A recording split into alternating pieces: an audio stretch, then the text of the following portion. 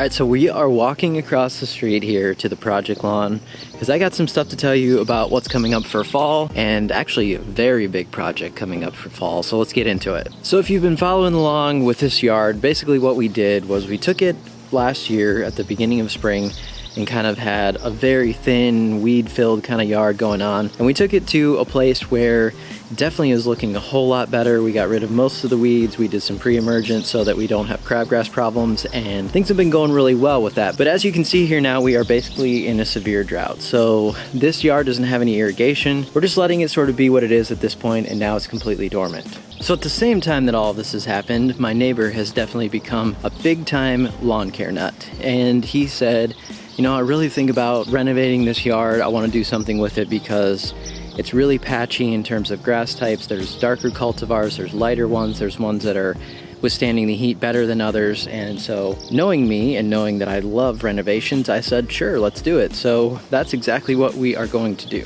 So I'd say there's two things that I love the most in lawn care. One is definitely mowing, but two is renovating a yard and taking it from something that someone's not extremely happy with and turning it into something that they are happy with, getting some new grass cultivars going in here. And I think this is going to be fantastic once we get it done. But you also have to realize the expectations of not getting too ahead of yourself in terms of thinking that everything's going to go perfectly during a renovation, because you can almost guarantee that there's going to be some struggles. But it's all part of it, it's all part of the fun, and in the end, it will definitely turn out the way that you want it to. You just have to have some patience and some hard work put into it.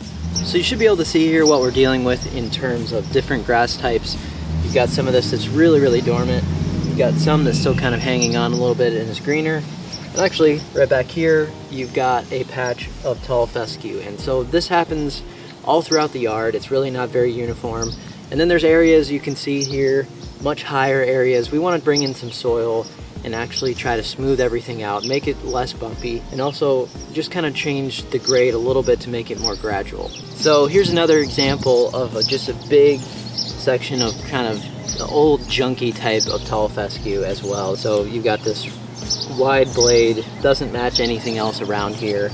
And so really the only thing you can do to remove this stuff is to renovate. And some people are okay dealing with it and just letting it be and leaving it. What we're going for here is to just really up the game in terms of uniform color, cultivars that look a lot better, that are just better overall for withstanding all of our stresses and heats and fungus and all that stuff. So the other thing that my neighbor wanted to do was he wanted to fill this in a little bit better. So I told him we could definitely do that, but the problem will be if we bring in soil here and we plant seed on some new soil, then it's definitely not going to match the rest of the yard around it. And that's really when he kind of made that decision that he'd like to do this whole thing with new seed and start over, because it's going to look really weird if you have to do any sort of major leveling work on your yard, or some kind of damage happens and you need to bring in new soil and just seed that with some newer grass seed.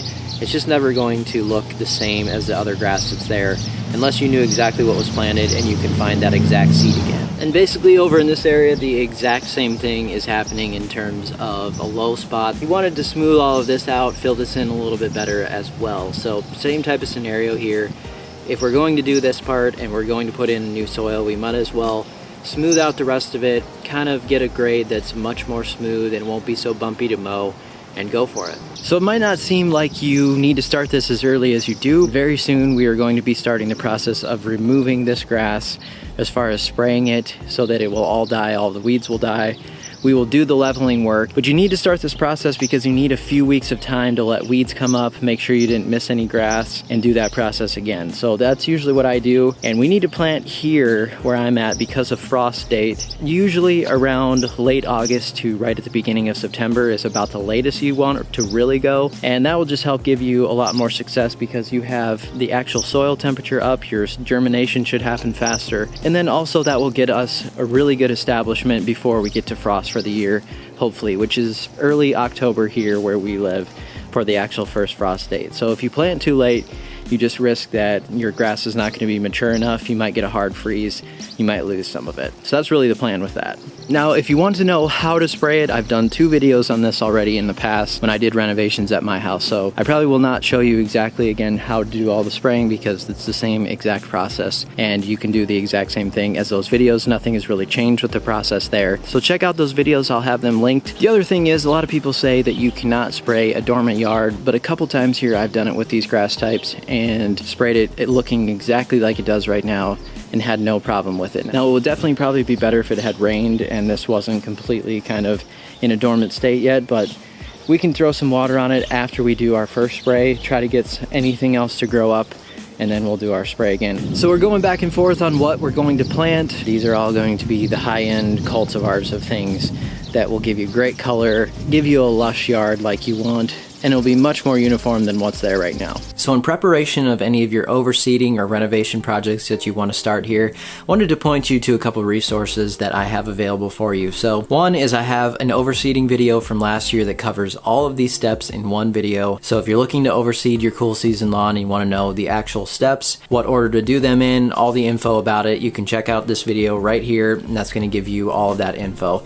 Then the second thing you can do is if you're looking for a full renovation playlist, I've got 2 of those. One is from a couple years ago on my side yard section, and I did a full renovation playlist there, so every single step in separate videos that actually explain pretty in depth what's going on with the renovation that I was doing. Also last year I did a renovation on the north side of my house, and that involved more of a sloped area. There's some options there if you're dealing with something like that, and I show kind of what I did on that section as well. So there's 2 playlists there, full renovation playlist if you're interested in that process.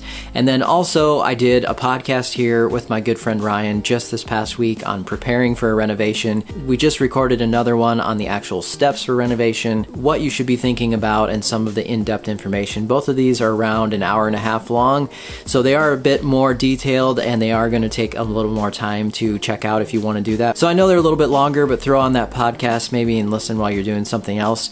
That'd be a great option for you to get some more info there. Also, what's coming up here is I'm going to be showing all the rest of the steps here on this renovation, on this yard. We're going to be getting to this very soon. The weather is looking like it's kind of in an ideal section now that we actually can seed maybe a bit sooner this year than normally I would have in the past. So I'll be showing you all of that coming up, and check out those resources there for more info on all these processes and previous videos that I've made. Thanks so much for watching this one. We'll see you next time.